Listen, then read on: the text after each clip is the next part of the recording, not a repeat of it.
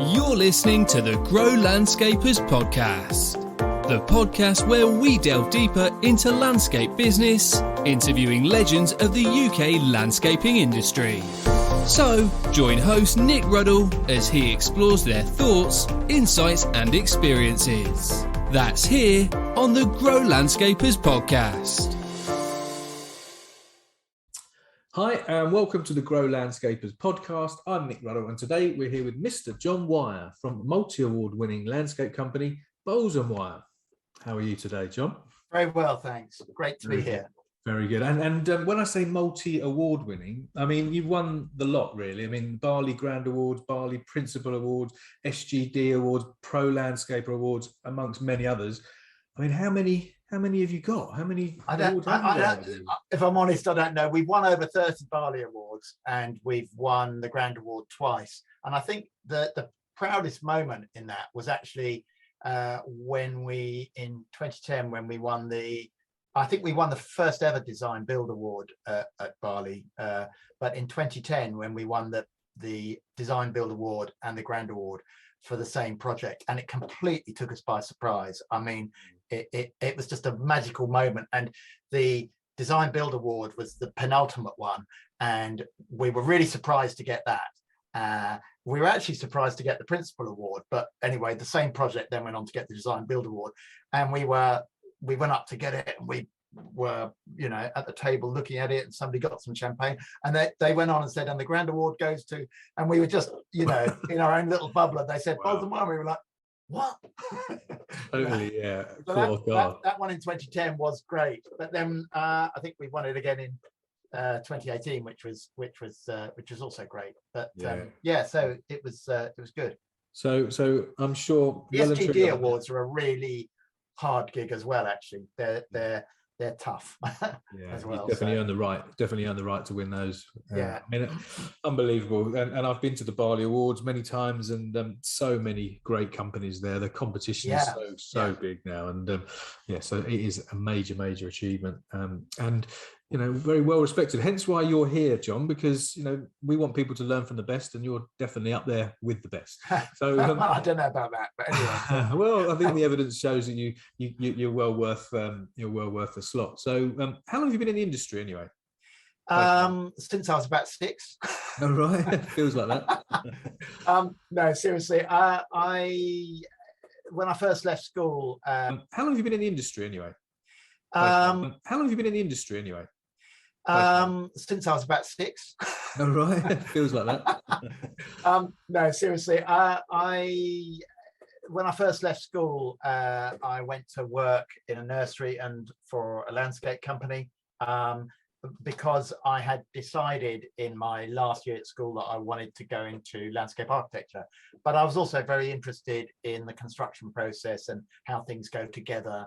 And in fact, there's a story that I told Jim Wilkinson, that when I went to work in the nursery, which is my first job, I used to eat my lunch really quickly and then go round the nursery with the empty Tupperware and take loads of cuttings, and then which I was allowed to do, and took them home, and then I rooted them all, and the whole kitchen and my mum's kitchen was full of like cuttings everywhere, rooting, and proper passion from such a young age. So you were literally from school then? That's been your life. Yeah. So I've been in it ever since. So I trained as a landscape architect, but every holidays while I was training, I would work on site, pushing barrows and planting plants and doing that sort of stuff.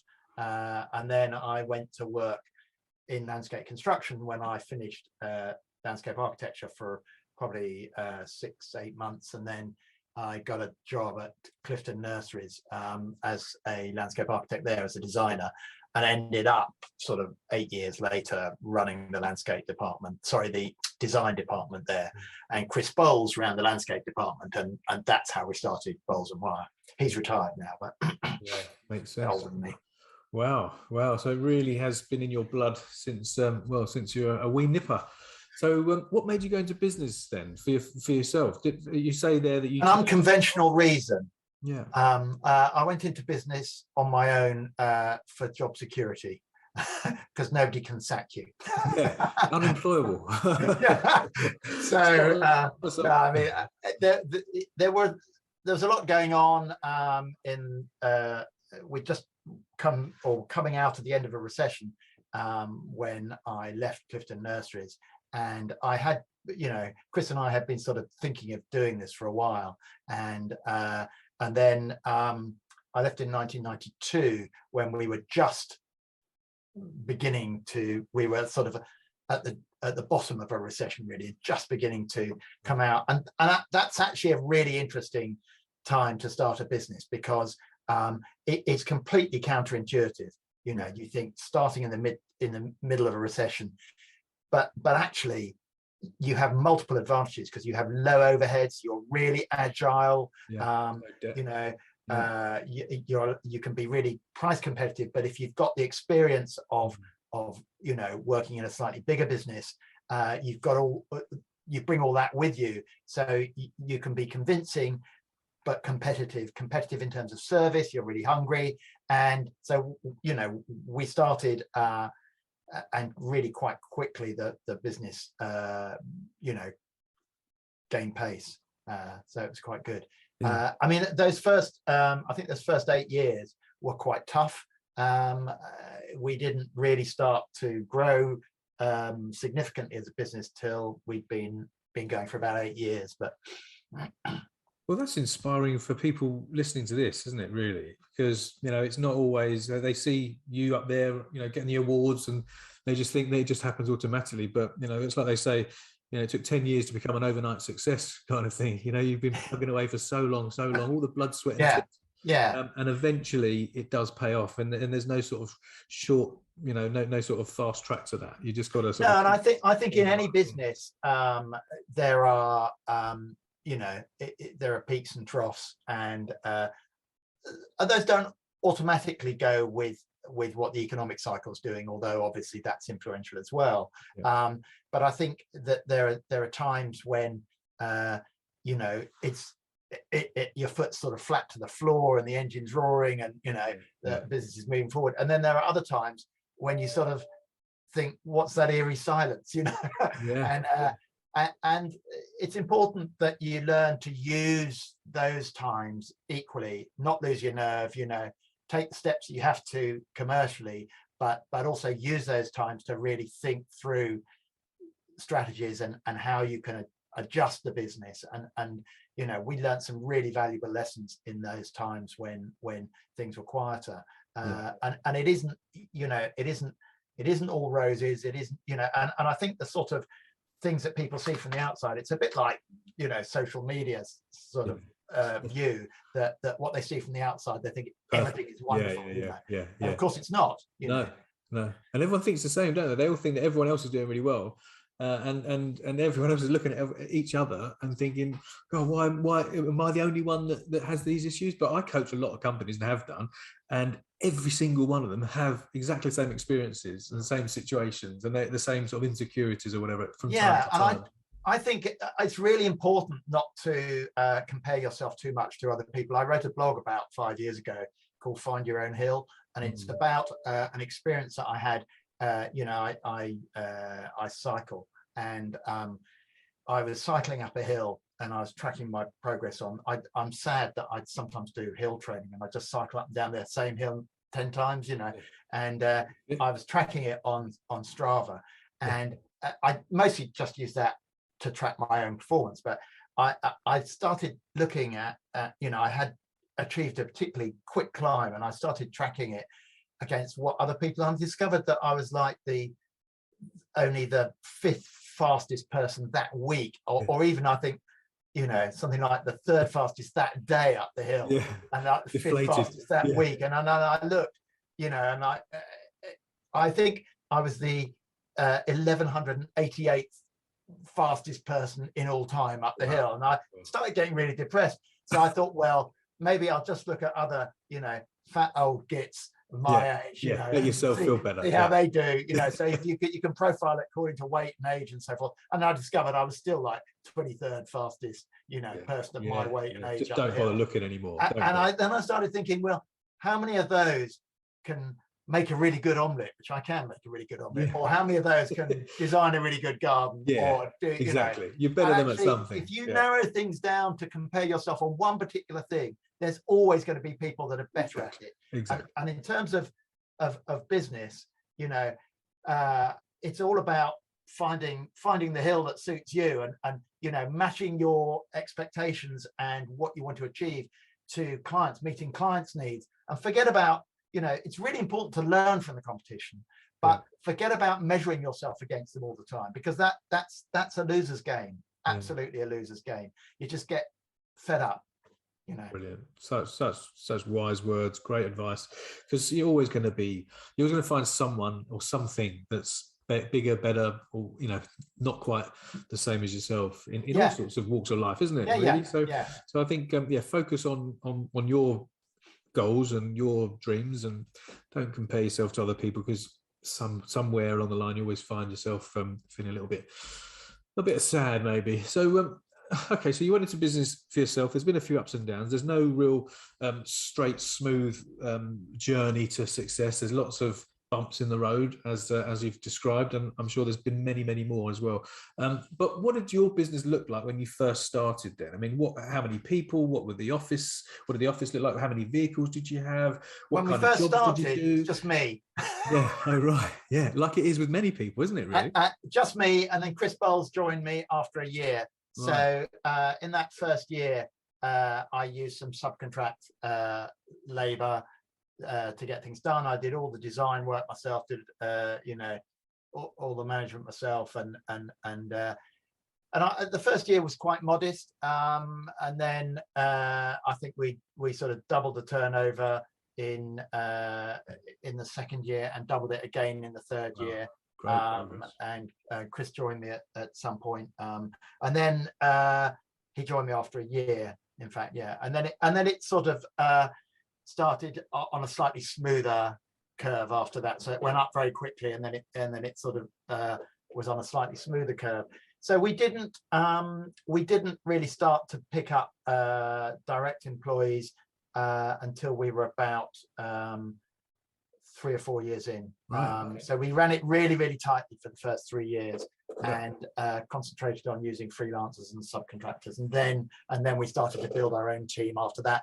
And I think it wasn't really until we'd been going about 8 years that we really started to accumulate longer term members of staff. And a lot of our core staff members date from that period, about probably 22 years ago, when so a lot of our senior team now joined us then, and are still with us. Wow, that says it all, doesn't it?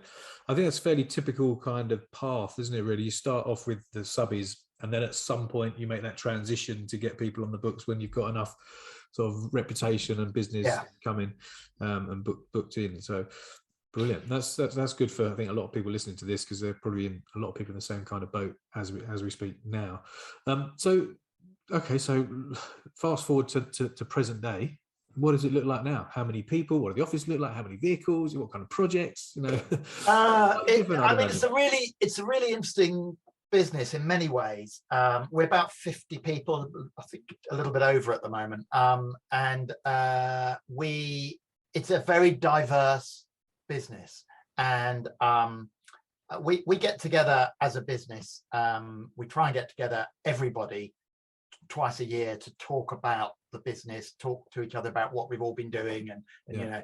And in October last year, we did that, and at the end of the day, I had to do a sort of summing up, and I sort of said, well, the funny thing is that if you were going to design a business from scratch, you wouldn't design it like this. And I said, it's a bit like a bumblebee. It sort of shouldn't work, but it does. And you know, don't fix it. It's quite diverse. So we are across different markets, and we're both horizontally and vertically diverse. So we do landscape architecture and master planning. We do landscape design. We do garden design. We do construction, design and build. We construct for other people. We do aftercare, and so that's a sort of the vertical integration, if you like, and the horizontal integration or diversification is that we are in healthcare, education, we're in commercial development, we're in private houses, we're in country estates, we work abroad. It's a really diverse business, and that means that it is very complex and quite a difficult thing to manage. But the great advantage that it gives you, that sort of diversification, is that it allows you to, if you structure the business correctly, it allows you to take advantage of different markets. And if you're just involved, for example, in housing development, then that's very cyclical, and there are ups and downs, and you then have to find ways that you can cope with that. Now that's never really happened to us. We've I think we had a 2008, 2009, we had a slightly quieter year in the sort of opening months of the recession, because there was a sort of confidence issue. But other than that, we've never really had an off year like that, because it is so diversified. And I like to think of it as a sort of an amoeba, where we have these sort of different tentacles, different arms of the business, if you like, that are sort of design and construction, aftercare, special projects, and landscape architecture, and we can push resources into one or other arm, and the business can actually change shape according to what the market's doing. But there's a core staff in the center that have expertise that can fulfill different purposes as well. Yeah, so it makes you really recession proof, doesn't it? I mean, if one area is struggling, whether for whatever economic reason, then at least you've got lots of other different options. So yeah, it's a nice safe business model. You're never really feeling too vulnerable or at risk as a business, are you? No, you're not. But it is, you have to be right across it in terms of management. And it also creates issues. If you have a really simple business model, which we don't, if you have a really simple business model, the flow of information and the boundaries are very definable between different, the way the information flows through, and managing how information flows across those boundaries is really important. And if it's a simple business model, you can really tighten it. In a complex business model like ours, you have to be right on top of that. Otherwise, that's where you start to get issues. So I suppose with your role now then as chief exec, as opposed to being literally on the coalface like you were, I think, does that help you to sort of see the business, look at it from above to some degree there? Yeah, when I have the time, and I have got slightly dragged more back into operations in the last 12 months. But yeah, having that sort of helicopter view is really important. And I think it's important, even when you're really busy, to try and find some part of the week to do that, to block out some time to sort of try and think strategically. And that's really difficult. And also to take advantage of those times, whether it's walking the dog, out on your bike or whatever, that to just zero think, let your mind freewheel in a way. And that's where those creative ideas and strategic ideas come from. And also just being on holiday, actually take time to go away, and you come back absolutely brimming with ideas. Absolutely. I think that time is so underrated. I think to take time to actually sit down either in a quiet room or when you're walking the dog, just let your brain settle. And they say, like, some of the best decisions or ideas come when you're in the shower, on the toilet, or whatever. It's probably because there's no other distraction, there's no noise, but you have that peace and quiet. The brain resets overnight as well. Subconsciously, it's doing stuff, which is a whole different subject, I suppose, to get into. But I think if you do own a dog, go for lots of dog walks. If you don't own a dog, get a dog. gives you an excuse to get out for at least once a day, for half an hour at least, just to get that real thinking time, that you time, that sort of, because it's so busy, isn't it? You get back into the office, the phone's ringing, you've got clients calling, you've got emails coming through, you've got text messages going through, and it all becomes a bit too much unless you sort of can control it to some degree. So no, great advice, really. So what do you think the most important aspects are then to running a successful business? Pretty big question, but that is a big question. I think one of the things that I think you have to think very much in terms of client. Well, you have to decide what sort of business you are, first of all.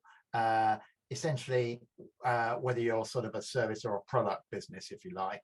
And by service or product, I don't mean it in terms of the traditional ways that we think about that, but in terms of service being how clients experience using your business, and product is what you're delivering. So if you're a landscape maintenance company, having a really systemized, software driven, process, absolutely turn up, sort of product, that's and then people know what they're going to get, and that's a sort of product orientated business. Or you can be a very service orientated business where it's all about the experience that clients have, and that doesn't mean that you have a duff product at all, or that clients who are experiencing a product driven business have a bad experience. It's really a focus of where your attention is, and we are very much about client experience and about how we react to clients and how what process they experience. And I think trying to sell the idea that you deliver high quality is a non-starter, because you show me one website where you go on and say we don't deliver high quality. Everyone says that. It's not unique, is it? It's nothing. No. It's expected. And so we had a really good think a few years ago about what it was that made us different. And I think we learned a lot. Dan and I ran that project. Dan Riddleston and I ran that project about positioning and how positioning really affects the way in which you run your business. And I think that is a really critical lesson to learn, because firstly, it's sort of obvious, but we sometimes lose sight of it, that meeting client need is at the heart of a business, and therefore you're providing solutions that to clients' problems. But I think also we wanted to go much further than that, and so we asked lots of clients using a consultant what it was that made us different from other businesses, and the answers surprised us. I mean, to some extent, the obvious came back: high quality and that sort of thing. But the answer that surprised us was that we were friendly, that that we listened, that we weren't prima donnas. We entered projects with an open mind, and so when we drove it down to one single word, it was listening. That we listened.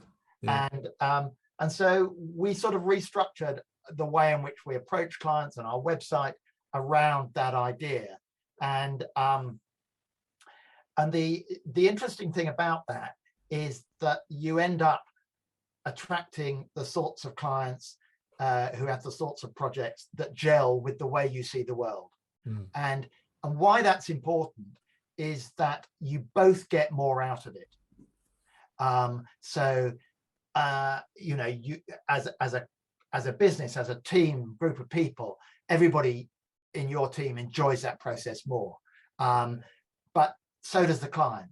And you're working on projects together that you're both interested in, and I think ultimately the commercial goal of that is that it delivers higher margin, because happy clients will pay more always.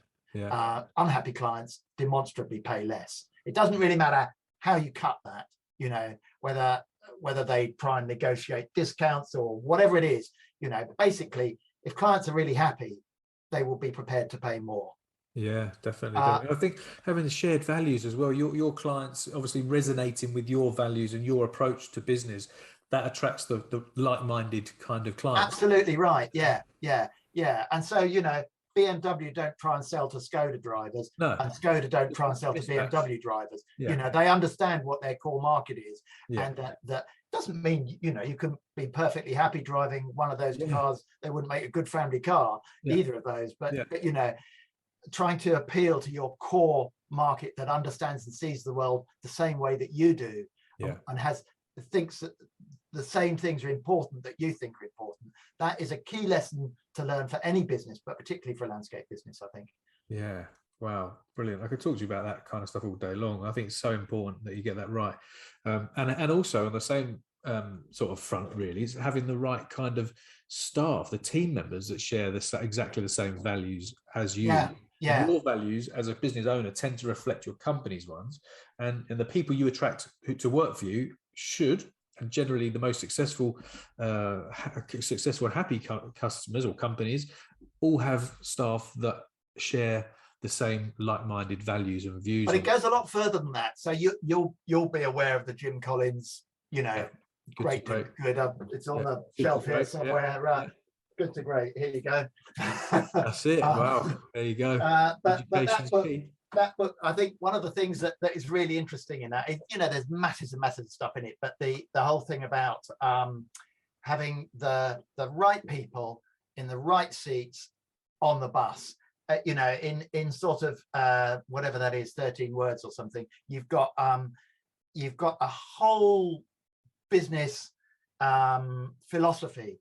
So it's not just about, firstly, the bus, you know, you're all going to a destination that you understand. There may be stops along the way, you know, but you're all in a capsule with similar values in a similar direction, you know. But also the seats are as important as the people, and getting the right people in the right seats is important. So firstly, you've got to have those seats. You've got to understand what seats are needed, and you've got to have the right people. And it's better to have an empty seat than have the wrong person in it, or to try and invent a seat for somebody who you think's right, but you know, there isn't a seat there for them. You know, and it's that combination of getting those things right. And it sounds so easy, and it is really, really hard. Especially when you're up against it and you've got to take somebody on. You know, you've got a hole here and you've got to fill it. Always better to leave the seat empty, leave the hole, than take the wrong person on, because you just live to regret it, you know. They can do a lot more damage than good. And I think what that comes down to then, John, is actually having established your own set of company core values. Because if you haven't established what they are, then you don't know who to attract or what kind of traits are the right kind of people for your business. So we work really hard on that. We work really hard on that.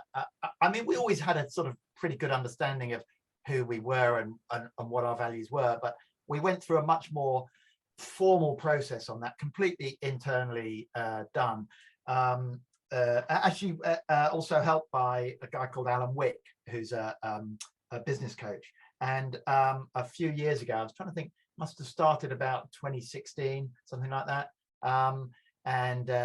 We ran it for about 18 months. And my wife, Vicky, who's very involved in the business, she's a director and a shareholder, and also has a day job as one of the senior landscape architects. And she ran the values program, and she was the only director, deliberately the only director involved in that. And not only did we define what our core values were and agree those sort of throughout, we had I think a third of the people in the business involved in sort of setting that. But then we had 17 different sub projects that came out of that to embed those values in the way in which we worked. I think we didn't quite complete all 17, but we did do about 15 or 16 of them. So those were, for example, how we embedded it in our recruitment process, how we embedded it in our appraisals process, how we embedded it in our selection of clients, and so on, lots of different things, So and that is, it's, you can all sit down and in one day go through your values and say, right, these are our values, and then put them on the website, metaphorically put them on the shelf, forget about it. That just doesn't work, and people see straight through that. The values should be wherever you cut the business through, you're going to see the same thing. Absolutely. It's like the famous story of NASA when they talked to the janitor in the loo and they said, what's your job? And he said, my job is to put a man on the moon. That's it. That exactly. You've all got the common goal, that vision, and sharing the same values. They're hand in hand, really.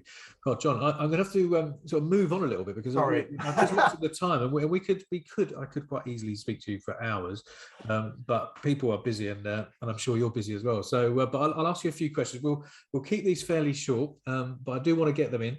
What I would like to keep the answers short as well, then. Yeah. I think we'll keep it fairly to the point. So, let me choose some. What strategies would you suggest to implement to improve efficiencies or profit? What would be your top 3, top 5 kind of strategies to improve the efficiency? Okay, so something that I alluded to earlier is where information flows through a business. That is really key to how efficient a business is. So particularly the junctions between processes. So the junction between estimating and site, or between completion and aftercare, or whatever. How the information flows across those boundaries is really, really important, because that's when misunderstandings happen, and that's when it's very easy to say get things right first time every time, but that's when it goes wrong. If you veer off the system. So that really starts eating into your margin. I think obviously everybody looks at overheads, and it's really important that you keep your overheads tight.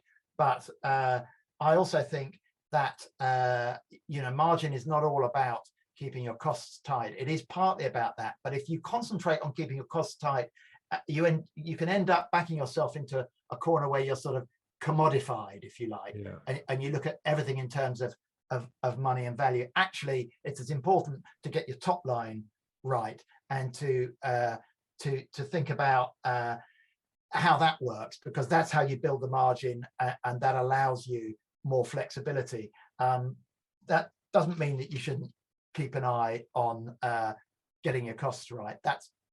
And it's very easy to allow your buying to become lazy, I think.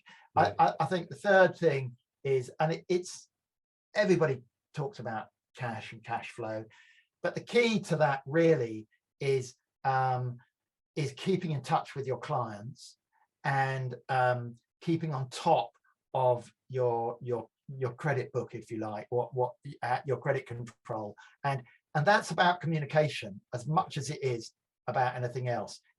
Telling clients you're going to invoice in, making sure that they understand what's going to be in the invoice, that they don't have queries, that they have got no reason to not pay it. Keeping on top of it, friendly, continual communication, and in terms of credit control, things go wrong when that communication fails.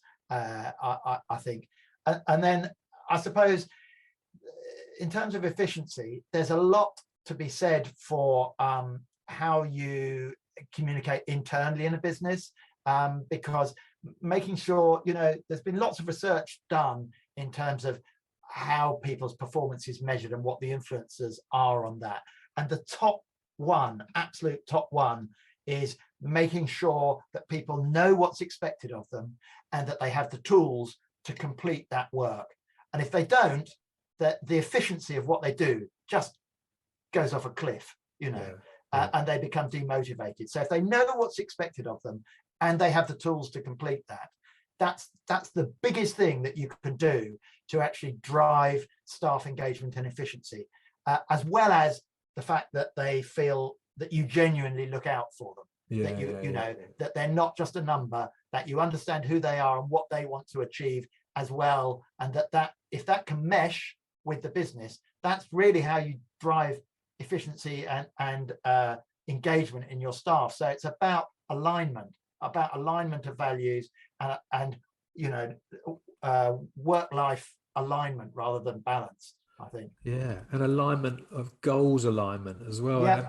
And if people genuinely know that you care and that you want them to do well, and you communicate that, you train them, you give them the tools, then they're happy, they're more productive, and ultimately everyone wins. Yeah. But you've got to get the right people on the bus from day one with that share the right values. So otherwise, if you haven't got the right values, you've got people that are not quite bowls and wire people, then they're never going to be a good fit. It's never going to. Absolutely right. Yeah. If you don't have that, then you're onto a loser from the start. So again, recruitment process, including your values, how you question and interview your questions around the values. And we do ask a lot of values questions at interviews. You might not identify them as such. No, but you get a good feel. You get a good feel. Yeah, brilliant. That's so good. So good, John. Right, there's one final question. If there was one golden nugget that you could give to anybody who's trying to build their business from all your years of experience, what would it be? That's a really difficult question. Just one, only one. You've probably said a few of them, but I think probably more than anything else, it's make sure that you enjoy it. So we have 3 rules that we ask before we take a job on, and you have to tick 2 of them. Okay. So, and you have to ask them in the right order. So these are, I wouldn't say they're famous now, but a lot of people know them, and it's one of the most sort of quoted things about our business, which is, I didn't originate these. They came from Peter Shepherd, who I worked for 35, 40 years ago. Wow. So it is, will it be fun? Question number 1. Question number 2, will it further our name? And question number 3, will it make money? Brilliant. And if it just answers one of those, don't do it. So you've got to have at least 2. At least 2. And they in that order. So will it be fun is the first question. If it's not fun, it absolutely has to further your name and make money. Yeah. Really solidly tick those 2. Yeah. And we still ask ourselves those questions. Yeah, I think that's a checklist, isn't it? Just a very simple, basic checklist, but so important. Very good. Right then, John, we are out of time, I'm afraid. But if people want to get in touch with you, whether they want to come and work for you, whether they want you to, look at their new project, how would they contact you? What's the best way to get in touch with you? So people can contact me through LinkedIn. I'm on LinkedIn. I'm on Instagram. I'm on Twitter. And you're all over the place, aren't you? You are. All yeah. So I'm fairly easy to get hold of. I don't answer my LinkedIn messages every day. No, but I do get back to people. So and or they can email the office at admin@bowleswire.co.uk. Perfect. John, it's been an absolute pleasure. Thank you so much for your time. There's so much wise words, so much wisdom in there, and I know that a lot of people are going to get great benefit from listening to all your years of experience and advice. So thank you so much. Thank you. It's been great. I really enjoyed it. Yeah, great. You've been wonderful. So have a lovely rest of the week, and I'll catch up with you very soon. Great. Thanks a lot. Thanks. Bye, Nick. Thanks for listening to the Grow Landscapers podcast. To get in touch and see how we can help you with your business by emailing nick@nickruddle.com.